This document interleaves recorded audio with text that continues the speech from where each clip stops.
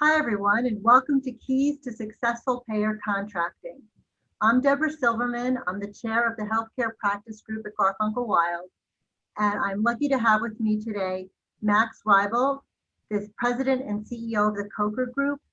I've been in the managed care space for, I guess it's up to 25 years at this point, and Max has similar long time experience in dealing with counseling healthcare entities and specifically ASCs, both in the private equity arena and other types of transactional integration arrangements. So welcome everyone. I understand we are at the last session of the day, so thank you for still being here and hanging with us. As you know by now, this session is being pre-recorded. However, while you're listening to this through the magic of technology, Max and I are also online and we can respond to your questions. So type away as you have questions. And if you don't get your questions into us, you'll see at the end we have our contact information, and feel free to reach out to either one of us.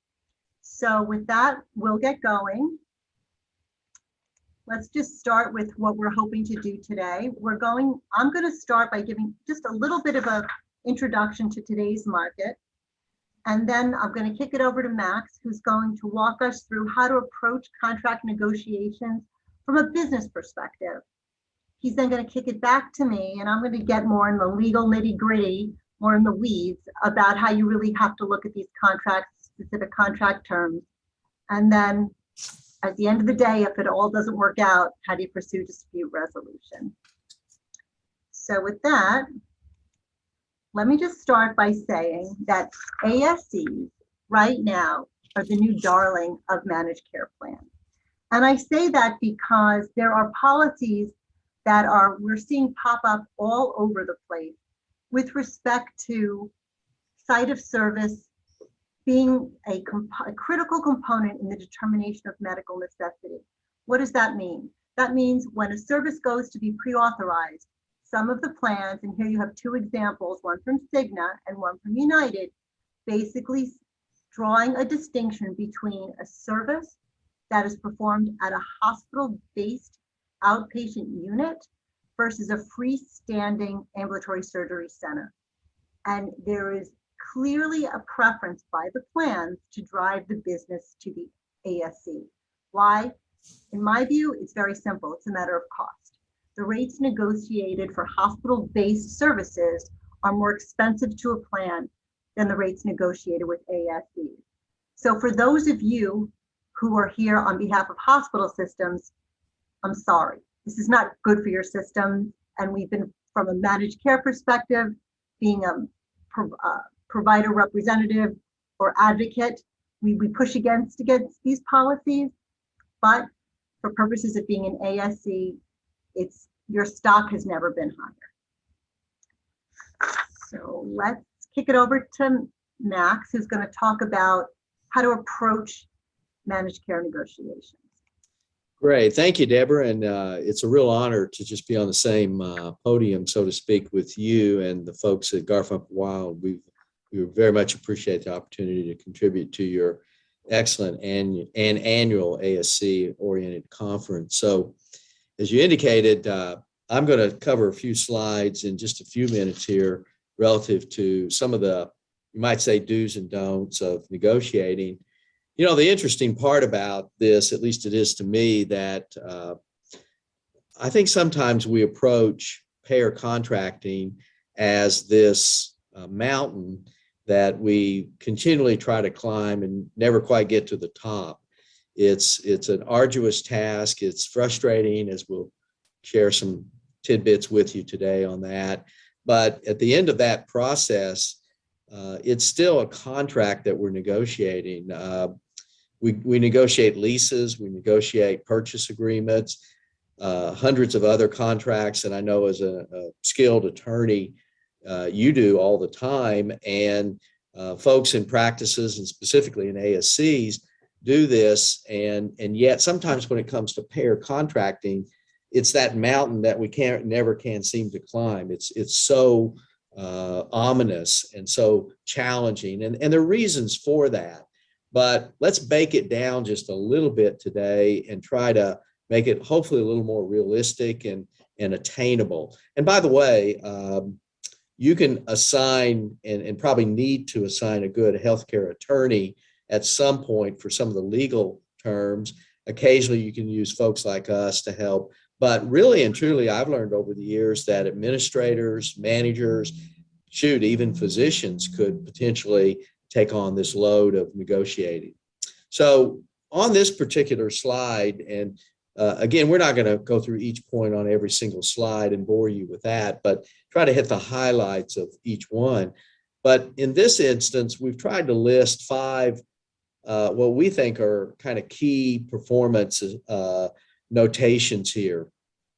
And we'll come back to these as we go through 3 or 4 more slides today. But first of all, this first point, understanding your starting point, is extremely important. Everybody who's been in existence for any length of time, most likely, unless you're just a non-participating out of network totally entity, has a starting point. You have a contract in existence. Now, unfortunately, we run into far too many individuals and companies and ASCs that A, don't know where their contracts are, B, they don't know what they say, C, they don't know what they reimburse.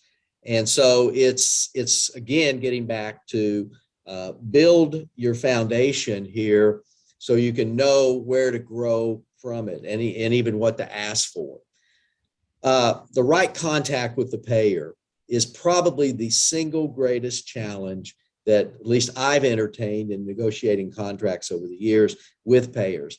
Who is the decision maker? And I think in many instances, they purposely don't want you to necessarily know that, or certainly not get to the right person. So you make all this effort talking to John Doe, and oh, by the way, it's not John, it's John Jones who you're supposed to be talking to. So again, make an effort to connect. Be proactive in your negotiations. Not any different than you would with a lease that you're negotiating for real estate, for example. Have an approach, and we're going to try to share with you an approach that we think has worked pretty well. And again, it can be replicated whether you use an outside consultant like us or an attorney like Debra to do some of the heavy lifting. And then this is important. Every organization has compelling reasons for why they should get most likely better rates. And that is important. Know your worth, know how you differentiate between your competitors, for example, and indeed what makes it different. What's a compelling reason why you should be reimbursed a little bit more than what you are today? So let's go to the next slide. We'll drill down a little bit more. Sure. Max, before we move on, let me just highlight something to the audience. It's true that in the relationship between a provider and a payer, it's the payer that typically has more negotiating power, right? They're the 800-pound gorilla. You need them. You need to participate in order to be financially viable. But ASCs, as I said earlier, you're not powerless. And how do you kind of show your worth? Well, you can show that you have significant number of referrals to you already. You may be the only ASC in town, which then could take business away. And again, I apologize to those listening from the hospital world, but you can drive business from the hospital over to the ASC, and you're the lower cost alternative. So don't feel intimidated by the plan. They need you to.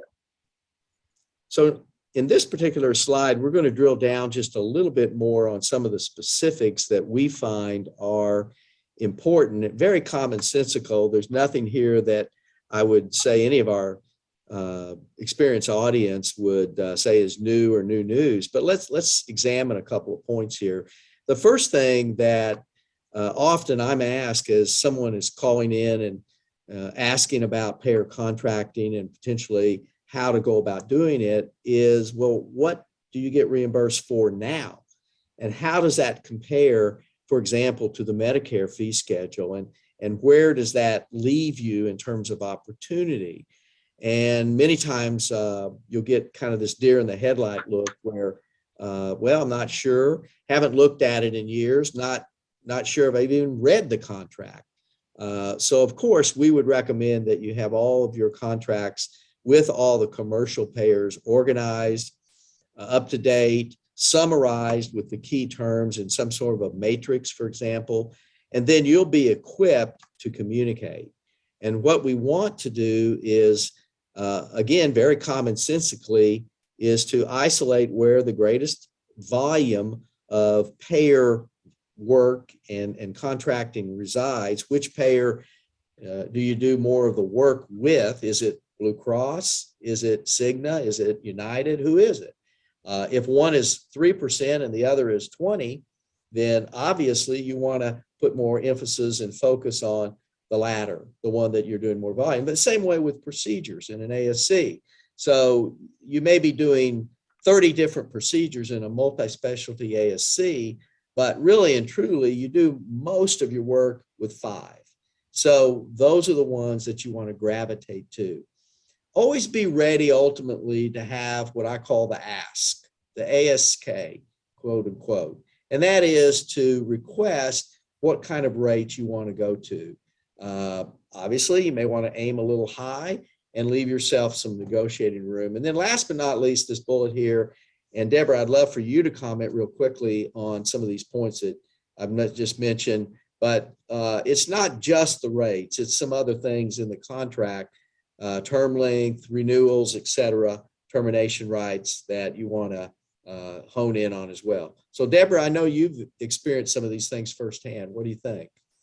I think you're giving really solid advice. I would probably just expand a little bit and say when it comes to the ask, be reasonable. Don't walk in there and say you want 900% of Medicare, right? We'd all love to get those kind of rates, but have some basis, whether it's a percentage of Medicare or you've looked at fair health numbers, but there's a real validity into your ask. It's not something that they're going to say these guys are out of their minds. We don't want to continue with that. With them, they're not realistic. Great point. As we move on, I'm going to get more into detail about some of these. Term length and termination are two of my favorites. So we'll get to them in a little bit. But Max, I agree with you 100%. Spend your time. Like what they say about Medicare reimbursement, Medicare spends about 80 to 90% of all Medicare dollars in an individual's last year of life. So you can basically say, focus on where your high volume, major providers in your service area. That's key. And know where they are. So let's drill down a little bit more about who to work with at the payers. I alluded to this earlier, and again, I said earlier, and I'll say it one more time, that's probably the most frustrating part of commercial payer contracting negotiations. And that is, when do I get to speak to a decision maker? Well, needless to say, and to Debra's point earlier, ASCs have become much more of interest, let's put it that way, to the payer. So first of all, you may not experience as much of that frustration as you would otherwise feel because of that. But regardless, within any organization, and payers are no different, there is an echelon of management and authority.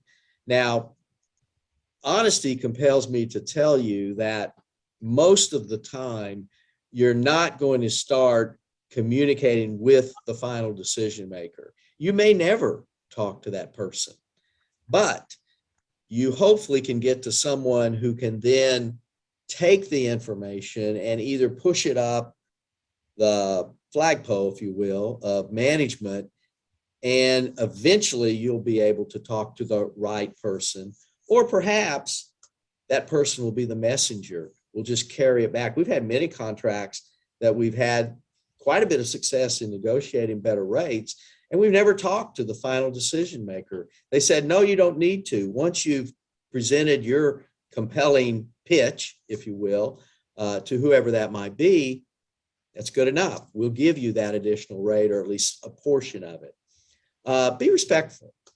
The last thing in the world you want to do is to criticize or be provocative with someone that you're trying to get to reimburse you greater. Now, remember, it's a bilateral agreement, at least it's supposed to be, but in many instances, we are really at the mercy, to some extent anyway, of that payer and all the nuances that are involved there. So let's be mindful of being very professional. Again, I always tell our clients that we're working with to have patience. It's going to take longer than you probably think it should, and even I think it should, but that's the way it is. And it's going to be a process that will take time to develop a relationship and ultimately get to the right person or the right decision. So those are just some points on seeking the right contact. And Debra, let's move to the next slide because it's kind of a good furtherance of some of those same thoughts here. So document your calls, track the information.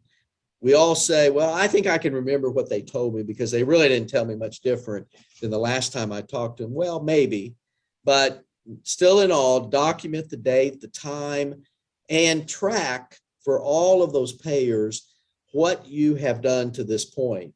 Because unlike you, who may remember, or at least have a better memory of what you've said and what you haven't said and what you've heard, they don't.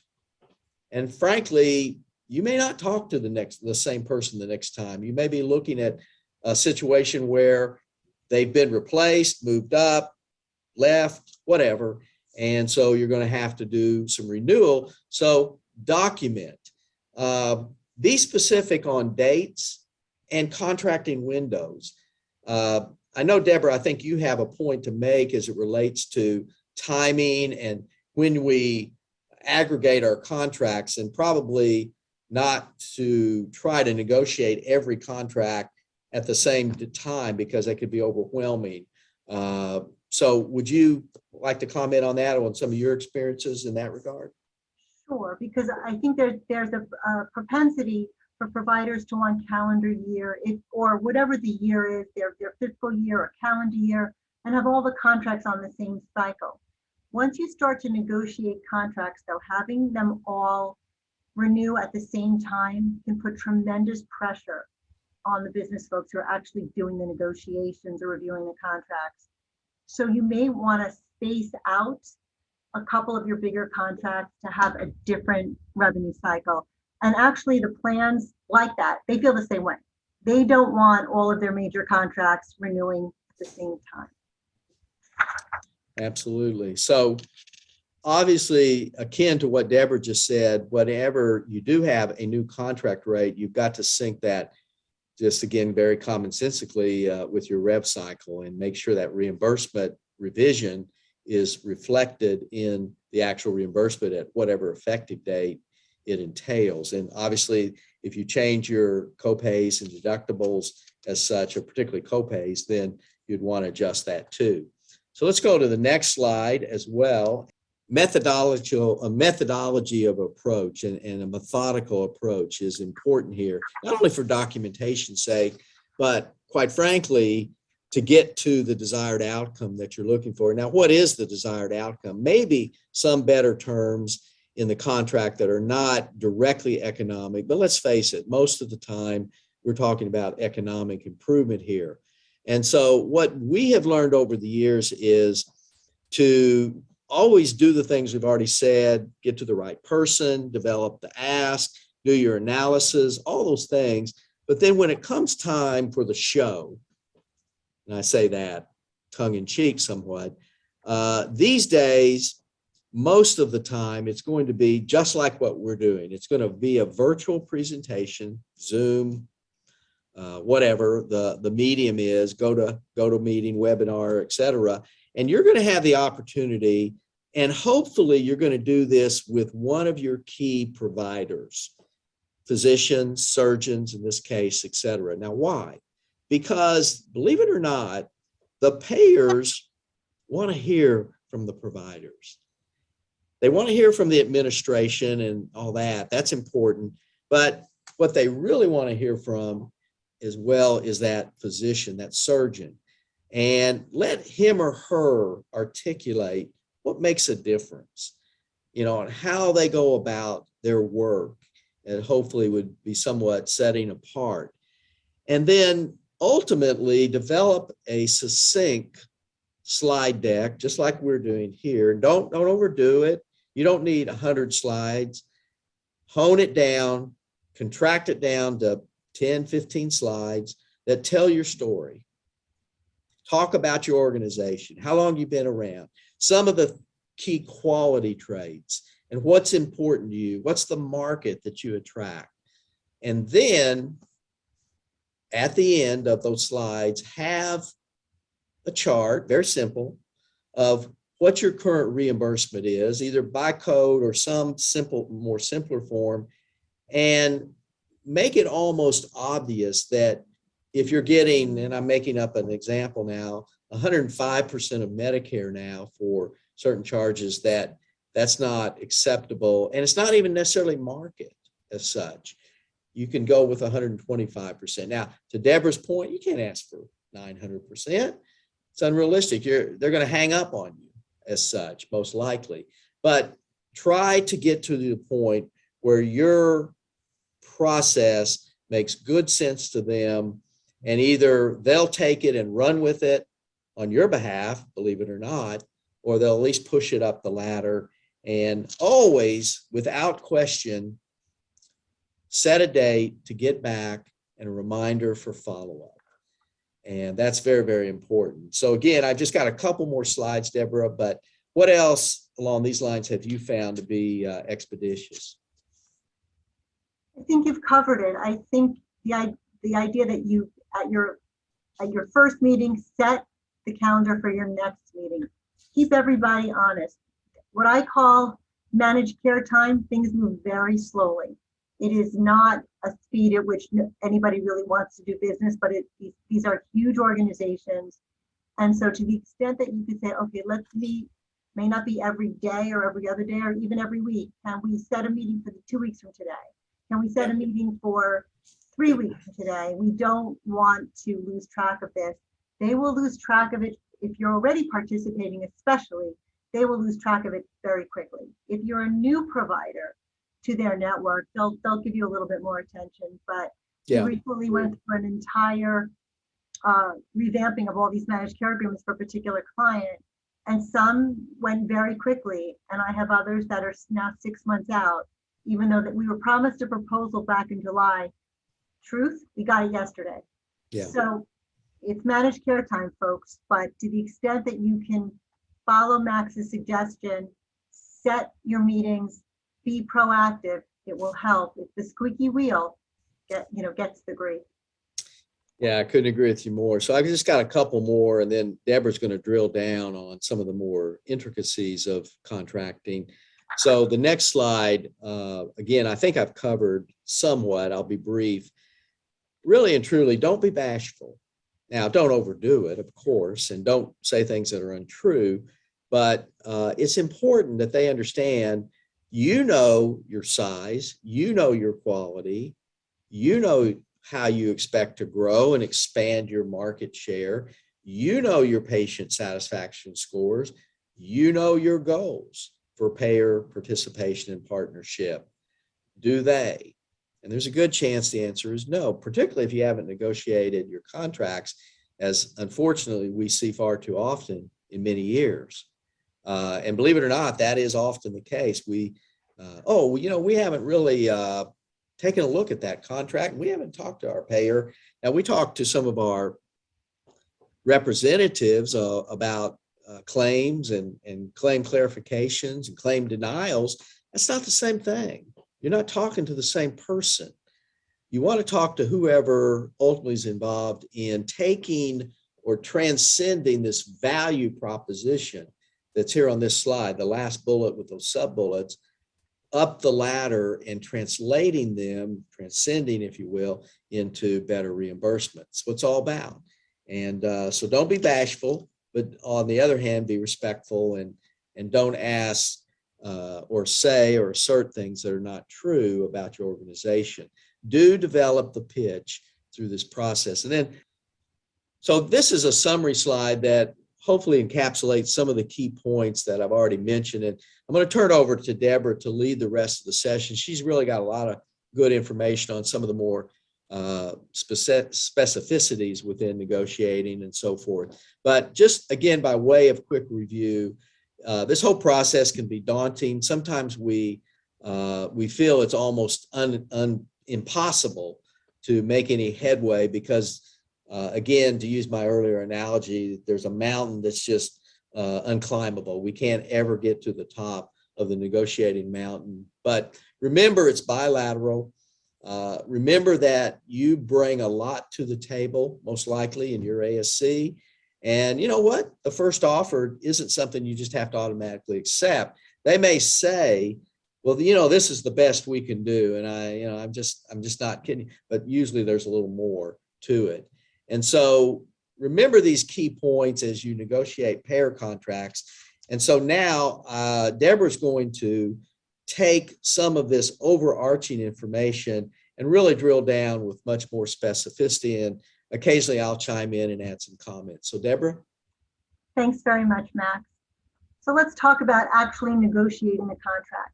The best contracts are contracts that both parties sign, they stick in a drawer, and you never see them again.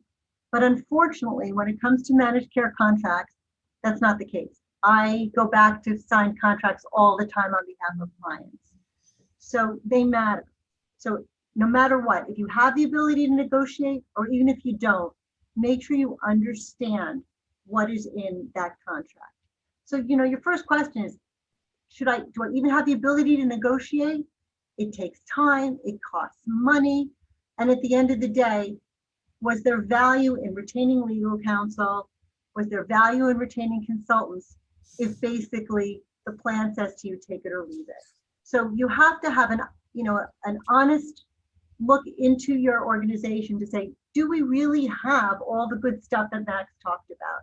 Yeah, we really have something to offer, and it is worth it for us to retain counsel, retain consultants, or just spend our own internal resources to try to get the best contract we can.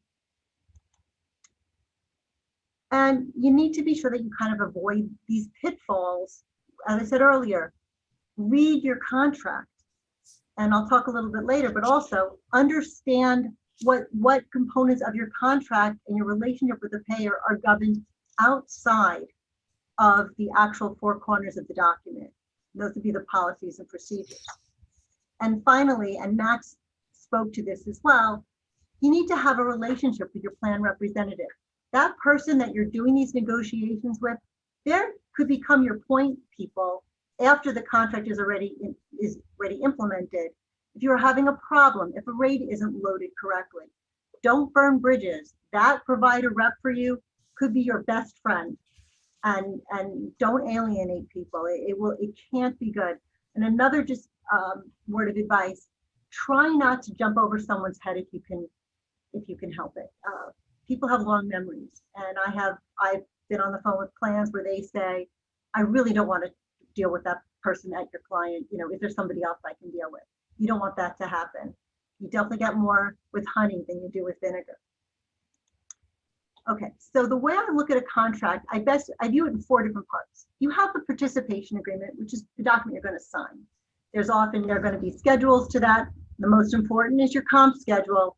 And I'm not going to go over what Max already said about how to negotiate it, what to look for, what type of reimbursement structure you'd like. What's often left unsaid are the last two, the policies and procedures and regulatory appendices. The last one is the easiest. Regulatory appendices are usually non-negotiable. In New York, there are standard clauses. It's about, 8 pages. You can't change a word of it. Understand it, ask your lawyer to explain it to you, but you don't have to waste any time on it because there's nothing to negotiate. What's a little more interesting, if you participate in any of the governmental payer products like Medicaid, managed care, and Medicare Advantage plans, there are going to be regulatory appendices as well, but they're not standard, right? There are certain provisions that by law the plans have to put into that document.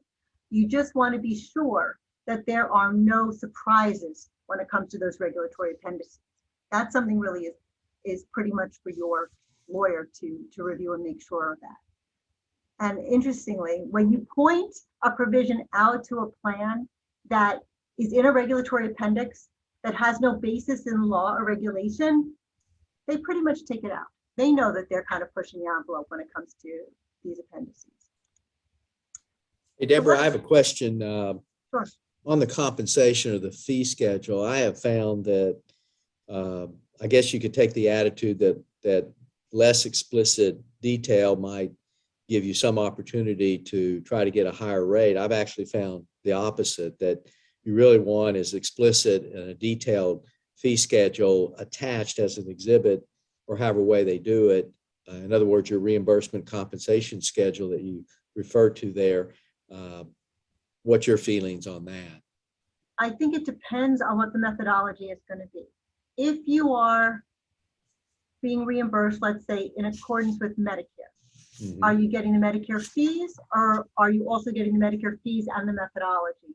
You want to protect against cherry picking, because plans will do that. Well, I'll give you the Medicare fee, but I get to do whatever I want to how those fees get built, or if there's multiple procedure methodologies or whatever. You don't always get the protections that the Medicare program gives you unless it's expressly stated in the agreement. Also, as you said earlier, Max, if you've got those 5 procedures that you do again and again and again, maybe you want to carve those out and have fixed rates. Mhm. And the other piece about having fixed rates, well, is there going to be a COLA added to those rates? Typically, you don't see that in an ASC contract. If you've got carve-out codes and you've got an automatically renewing contract, those rates are going to roll. And how do you build in rate increases over time? Okay. With Medicare, if you are tied to a Medicare fee schedule, you can float with Medicare. Then current Medicare can protect you, I guess, to the extent that Medicare continues to increase, as opposed to you'd be subject to decreases if the fee schedule were to go down. Sure. Okay. Great. So I know, let me just go on quickly now about some of the key terms. It's funny to start with term and termination, but at the end of the day, if you can't negotiate a contract and it turns out to be a bad deal, how quickly can you get out of the contract? So you want a termination without cause. Typically, you may be able to get it. Sometimes it's tied only to the anniversary date of the agreement. But again, look for that. Auto renewal versus a hard end date. Unless you ask for a hard end date, you're going to have an auto renewing contract. The plans don't want to have network disruption once they have an ASC participating. Again, as I just mentioned, just make sure you have the ability.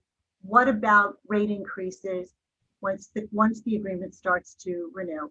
You don't want to be in a position having to terminate your agreement in order to get a rate increase. Yeah. That may be one of the toughest things that face providers these days. Plans, maybe you can get 3 years worth of rates in one agreement. They're not going to want to go out farther than that. And so it becomes in year 3, be mindful that you're approaching year 3, reach out to the plan, say, hey, look, time to talk about some increases going forward. I think I already hit on the compensation terms, understand the methodologies, make sure you know how the plan is going to reimburse you. When they're going to reimburse you, that is typically set by in New York State, it's 30 days. If it's an electronic claim, of receipt of a clean claim, it's 45 days. If it's a paper claim, I don't know anyone these days who are still on paper. There's really no reason for it. You want to get your claims in as quickly as possible and get paid as quickly as possible. Notice of reimbursement changes. This is a big deal. So there is protection, at least in New York State, for adverse reimbursement changes but only to professionals. ASCs are not protected from this. So if you don't put the protection in your contract that they can't unilaterally amend rates, well, they may have the ability to unilaterally amend other non-compensation related terms. You don't want to find yourself looking at a notice and saying, gee, my rates just got cut. This has happened in New York. It is happening right now to one of my ASC clients. an adverse reimbursement change. They got notice, and now they're fighting to hang on to their rates. I have a question or a discussion point real quick on that, on those lines. We worked with a multi-specialty surgery center actually in New York on Long Island a while back. And now, truthfully, they had a heavy leanings towards orthopedics, which many do, but be as it may, it was multi-specialty. When we're looking at compensation and fee schedules, obviously that multi-specialty scenario in and of itself invokes a wider array of procedures and so forth. I have found that it's still most important to really try to have a fee schedule that applies across all of your specialties, needless to say, and those procedures. But from a negotiating strategy standpoint, again, just to use my example, would we put more emphasis on orthopedics? And obviously, does that somehow doesn't do justice to ENT, who may do a few procedures in the center? I guess that's kind of you might say, well, that's not really up to the payer, but in reality, I think it kind of is. And so what's your thoughts or experiences there? I'll tell you, in this one in New York that we did, we put a lot more emphasis on orthopedics because that was about, I think, 85% of the volume. I'm not typically called upon to ask about where do you want to load the money? Where do you want to put the money? That really goes to, Max, I think that's more in your bailiwick and the business folks. What are your contracts with your physicians, with your surgeons? Who's the one, there's a lot of factors that go into that. Yeah. But you're going to try to get the reimbursement in the place where you have the greatest volume. I mean, to me, and then how money gets moved around, that's an internal matter. It's not for the plans to know or to discuss. It's those issues should be discussed, agreed to internally before you face the plan. Makes sense. Okay, so I just lost, notice I have this roller on my mouth, so that's not, let's see if we can get there. Okay. Was I up to claims payment? Yeah, you're right. You're at claims. There we go. Submission. All right. I know we're bumping up against the time here, so I'm going to kind of speed through. I can speak very quickly. About payment, make sure you're getting paid what the contract calls for, because you don't have unlimited time to correct incorrect payments. There are time frames when it comes to this stuff. So be on the lookout. There's great software out there that your claims will go out with your charges, but you need to reconcile to the expected payment, less patient cost share amounts. That's very important for operationalizing a contract. Policies and procedures, I touched on that. I used to tell clients, take a cup of coffee, go on every plan website, check it monthly to make sure you know what's going on. You are bound by these policies and procedures, okay? And there could be material modifications. Those policies that I put up on the first slide about the site of service and the preferential treatment of ASCs, that was announced vis-a-vis changes in policy. Nobody got a contract amendment having to agree to it. So for the hospital systems who take issue with that policy, they had to make sure that they got it, and that if they objected to it, they were timely in their objection. So, today we have the ability, we see the business being moved from a hospital-based services over to freestanding services. But in the next year or two, there could be a push by the plans to move ASC services over to office-based. So you need to stay aware of these policies and procedures. Utilization management, it's easy for an ASC. Get your pre-auth. There is no reason not to. Okay, never perform a service without having that auth in hand. Notices, everyone thinks it's a boilerplate procedure, but if plans can amend contracts on notice, or they're going to provide you with notice of material modifications to policies and procedures, where those notices go matter. Okay, make sure it's not by name, make sure it's by office, make designated, by office meaning it goes to the director of managed care, it goes to the chief financial officer, it goes to the CFO, it goes to your medical director. I don't care where it goes, as long as the person who's going to receive that information is going to open up the information, if it's coming via email or if it's coming by snail mail, and then direct it to where it needs to go. There are times that notices are sent. A client will call me and say, I didn't know my reimbursement changed. Well, the plan actually notified in accordance with New York state law, and the reimbursement changed. And it's very hard for to look back and say, you didn't open your mail. That's not an excuse. So again, just check your notice provision. Amendments, we talked about this.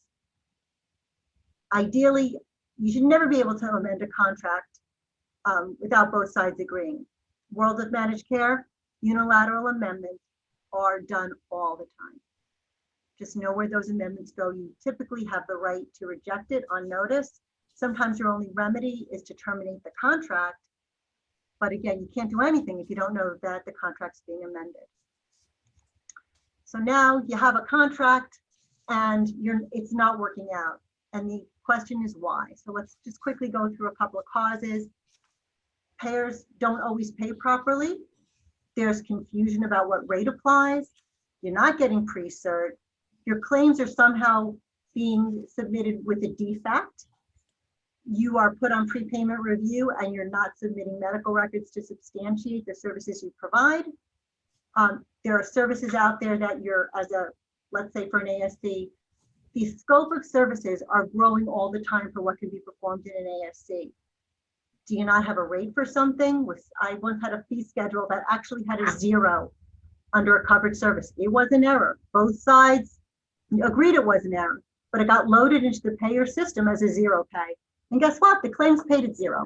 So we had to fix it. So you have to kind of find out what's going on. Timeframes matter.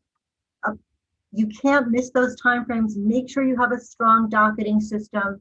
When managed care first became prevalent in the Northeast, I would tell clients, it is worth it to you to invest in another FTE to monitor all these types of things, documentation deadlines, appeal deadlines, because if you miss a deadline, you are pretty much out of luck.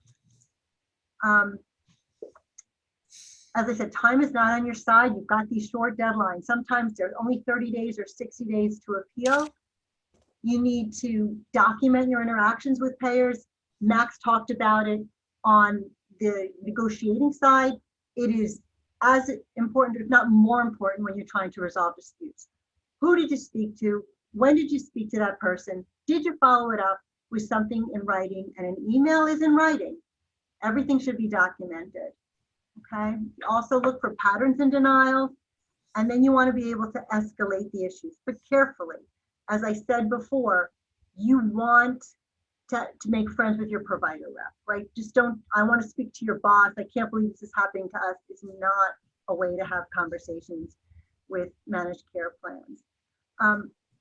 And finally, when it comes to dispute resolution, most of these contracts have mandatory arbitration. The problem with arbitration is it's faster than going to court, but you also have to pay for the judge. Most of these provisions call for both sides to share in the cost of the arbitrators. If you have a panel of 3 arbitrators, you pay each arbitrator per day, and they're very expensive lawyers.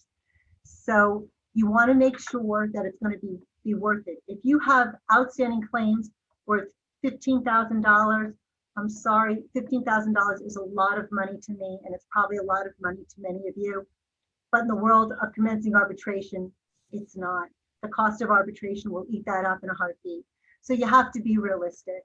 So, our advice is sometimes it's better to involve legal counsel early, where we might be able to resolve something by a strategically written letter, as opposed to letting something go on. Well, this underpayment's been going on for now 18 months, and now it's a couple $100,000 worth of underpayments. There are times, I'm happy to report, I just connected an ASC client with a plan, got to the right people, and they're running a claims project. It was a payer error. The ASC could not get traction, but luckily with a little bit of, hey, I think you guys made a mistake here. You don't really want us to get involved in bringing this to the regulators or bringing this over to arbitration. Don't you think you could kind of fix this? And it is taking forever, but it is being fixed. So, that's it. Max, any last comments? Couple of last slides. We'll just put them up as we talk. A little bit about my firm, Sure. a little bit about Max, my contact information, and Max's contact information. So, Deborah, let me say one last thing, and I think hopefully it'll sum up my comments. If any of our audience will take these last 10 or 12 slides that you just shared, they can convert them to, I call it a matrix by payer. And it's kind of a check the box list, because you've got everything that you need to make sure of, either on the front side or certainly even the back side of after negotiating, that you can monitor and see that these things are getting done, or there's a certain allowance to do them or not do them.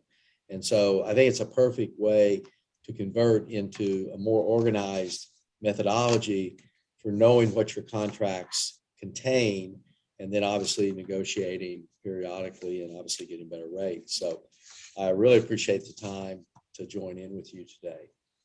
and thanks again, Max. It was always a pleasure. Everyone, type in your questions or send them to me or send them to Max, and we'll happy to work with you. Everyone have a great day. Thanks. Thank you.